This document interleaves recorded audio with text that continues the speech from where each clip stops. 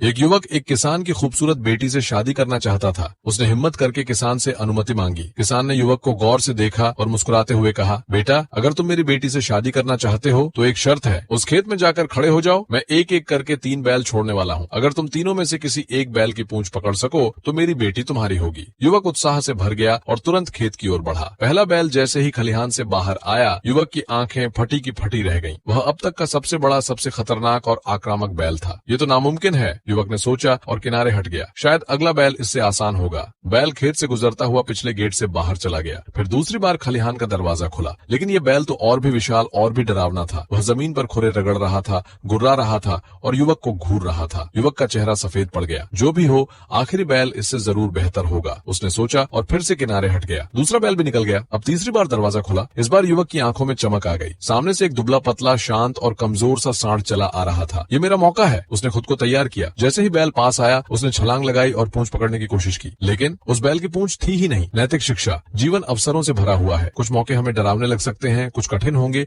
लेकिन हो सकता है वही सबसे सही हो। अगर हम बार बार बेहतर की उम्मीद में अवसर छोड़ते चले जाएं, तो अंत में हमारे हाथ कुछ भी नहीं लग सकता। हर अवसर की पूंछ नहीं होती, कभी कभी पहले ही झपटना होता है। अगर आप इस कहानी से जुड़ पाए हैं तो कृपया सब्सक्राइब करें, और अगर आप पहले से जुड़े हुए हैं तो बधाई हो। आप निरंतर विकास की उस यात्रा पर हैं जो आपको बेहतर